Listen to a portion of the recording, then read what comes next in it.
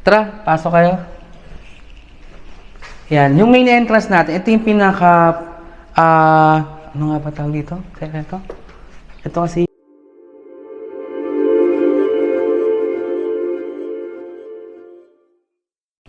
Good morning mga home buyers, home viewers. Nandito na naman tayo para magbigay ng panibagong house tour at panibagong house dito sa The Grand Park Place Village. Yung nakita nyo po sa aking likuran, ito yung modern, Japanese-inspired house and lot na meron po itong 3 bedrooms o 3 to 4 bedrooms, 3 toilet and baths, and 2 carport. Ang lot area po nito ay 150 square meter. Ang floor area nito ay 202.18 square meter. At kita nyo naman, meron tayo ditong balcony. Bakit nga ba ulit magandang mag-invest dito sa The Grand Park Place? Alam naman natin ang Grand Park Place, along Aguinaldo Highway lang. Accessible to sa ating mga Central Business District via MCX Danghari Cavitex. Isa pa, malapit ito sa may De La Salle Subel, De La Salle Dasma, City of Imus Hospital, nandyan lang sa ating labas, at yung Santiago Medical Center. Sa mga malls naman, nandito yung SM, Hypermart, Robinsons, and SNR, tapos yung Vermosa, napakalapit lang nito sa Vermosa, at yung Ayala Mall. Samahan niyo po kami muli para magbigay ng panibagong house tour dito sa The Grand Park Place, Imus, Cavite. Tara, let's go!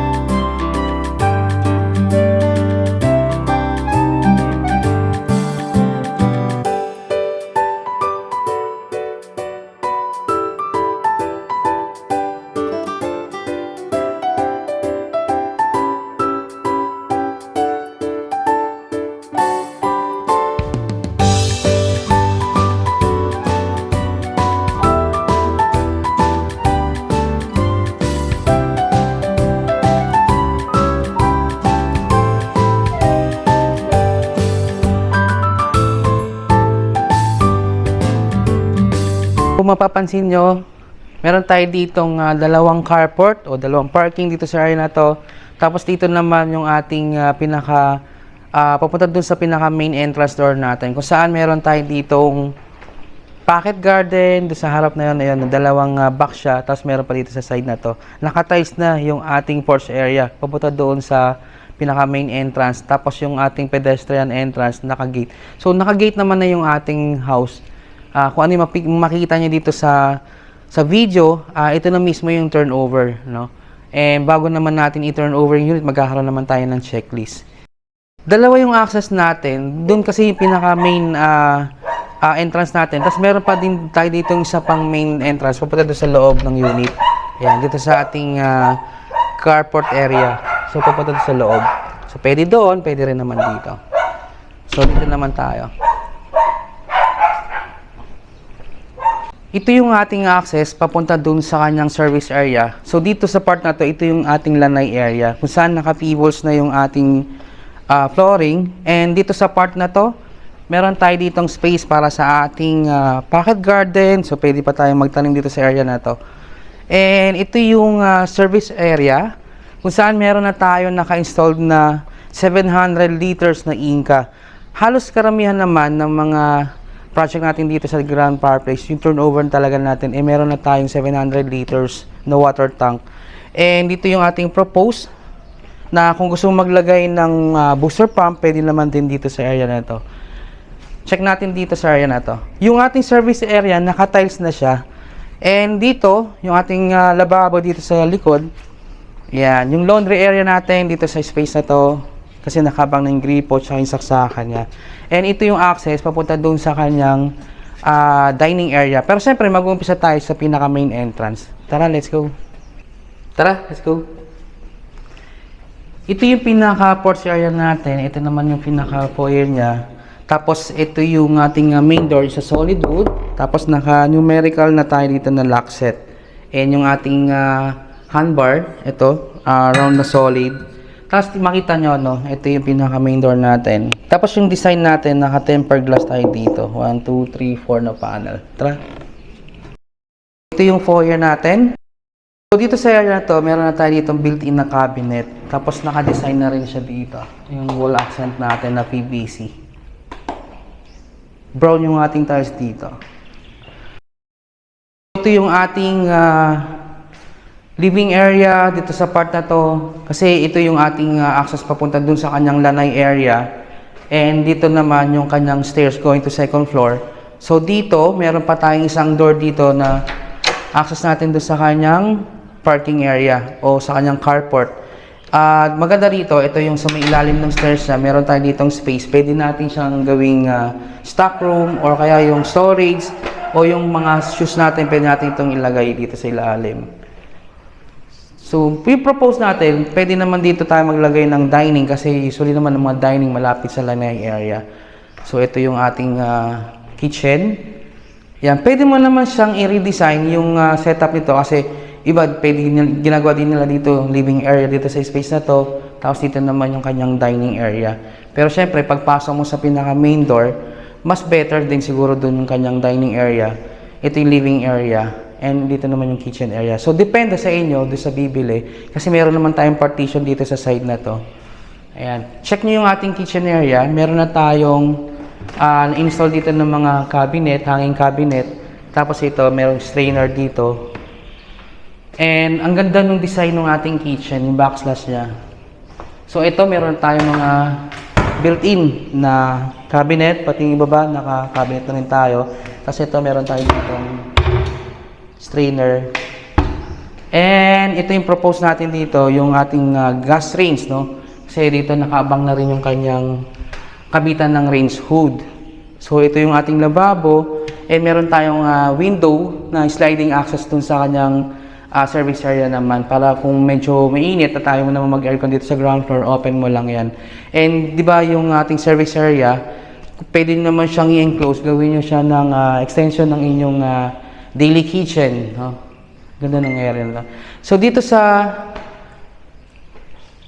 lugar na to, nandito naman yung kanyang first room sa ground floor. So, tama-tama ito sa mga naghahanap na may mga room sa ground floor, may mga elderly kayo, o kaya kung gusto nyo naman gawin yung maid's room, pwede naman. So, dito sa area na to. Maluwag naman yung kanyang room dito sa ground floor. Tapos dito yung propose natin na window type na aircon. Tapos meron tayo ditong window na naka-screen na.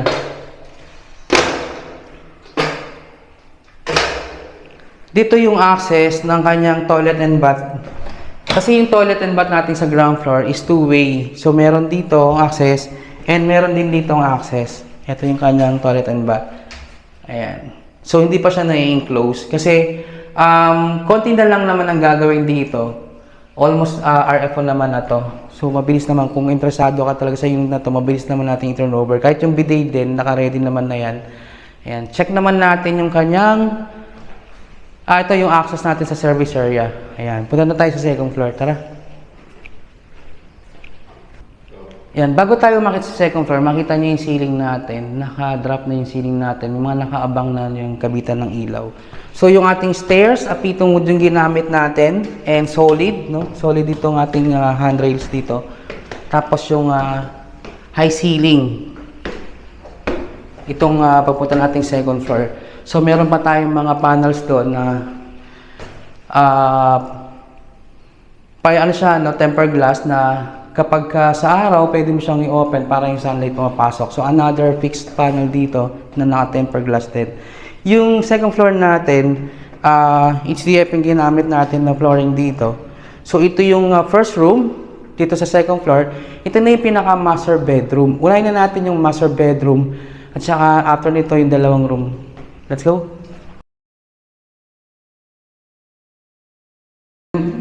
Yung space naman niya, malaki naman yung space natin dito sa master bedroom. Tapos meron tayo ditong access papunta dun sa kanyang balcony. So sliding yung ating access papuntang balcony. Dito naman mga uling na window. Ayan. Kung mapapansin nyo, itong bathtub na to, i-install to dun sa kanyang toilet and bath, ditong master bedroom. May sarili siyang toilet and bath si master bedroom eh. So ito naka-wall access na tayo dito hanggang sa ceiling naka-design na. So dito sa side na to, ito yung propose natin ng pwede tayo mag-setup dito ng ating mga TV.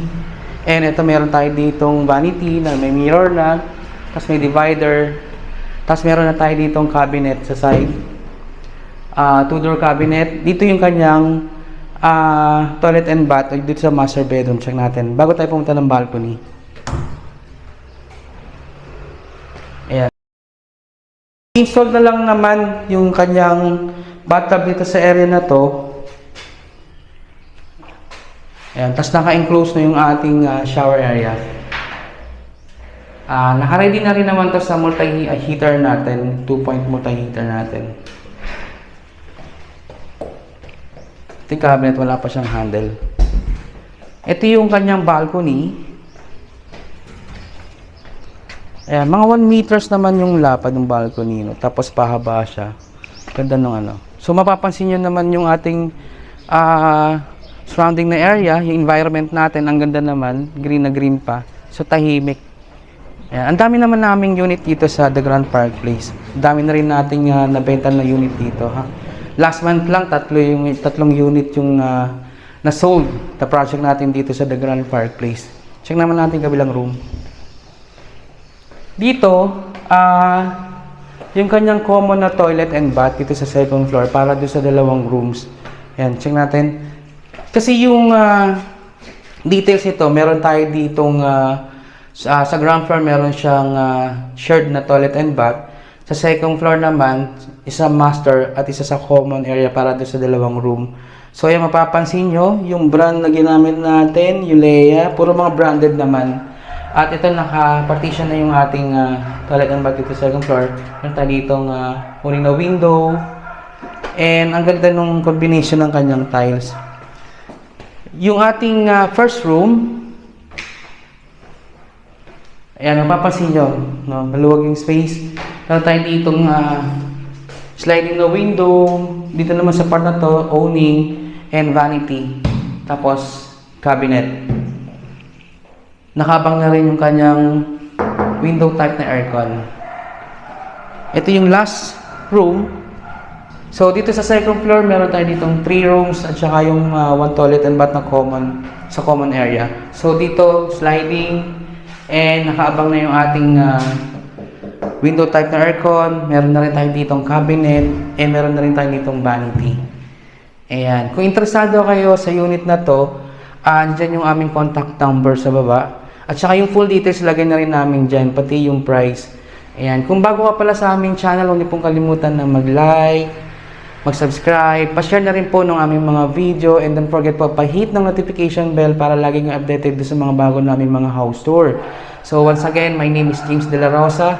I'm a property advisor from H&H Real Estate Marketing Design. Thank you so much sa palagi niyong pagsama sa aming mga house tour video. So, tawag na, no, kung kayo interesado. Marami naman kaming i-offer dito, just in case na mag-tripping naman tayo. It's unit na to, and may mga ibang option naman tayo na iikutan dito sa loob. Ayan, thank you so much, and see you on my next video. Thank you for watching. Bye!